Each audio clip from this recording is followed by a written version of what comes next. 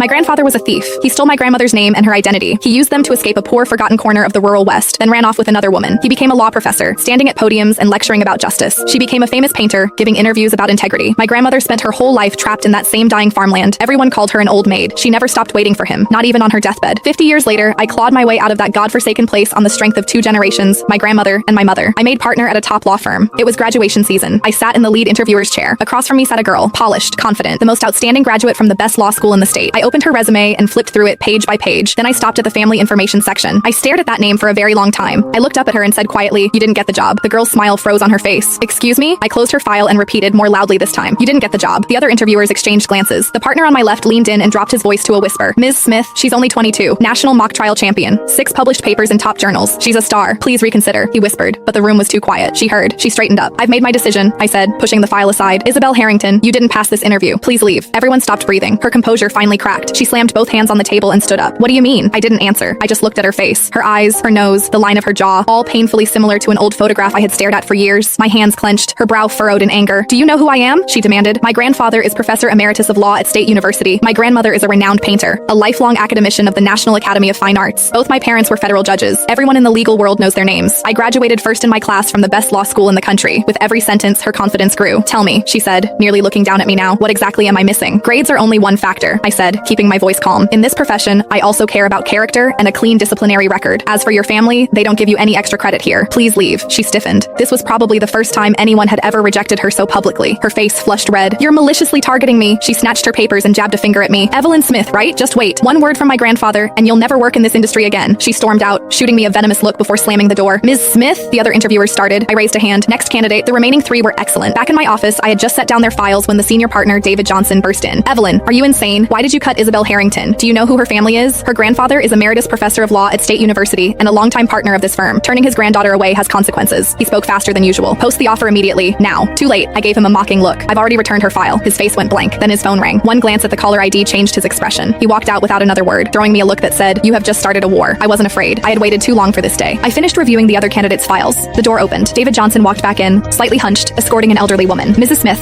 this is Isabel's grandmother, Mrs. Harrington." He shot me a heavy, warning glare, then closed the door. I looked up. She wore a navy silk dress. Her silver hair was perfectly combed. Gold-rimmed glasses sat on her nose. She was in her 70s, but had barely any wrinkles. Remarkably youthful. "Mrs. Smith." She sat down with the haughty posture of someone who had never known hardship. "My granddaughter wants to intern at your firm. Make it happen." She slid a thick envelope across the desk. I looked at her hands, plump and fair, an emerald ring on her finger. Those hands had never done a day of hard labor. But the real Garcia's hands, my grandmother's hands, were nothing like that. She had spent her life mending horse harnesses and patching overalls by the dim light of a kerosene lantern. Her knuckles were thick, her fingers wrapped in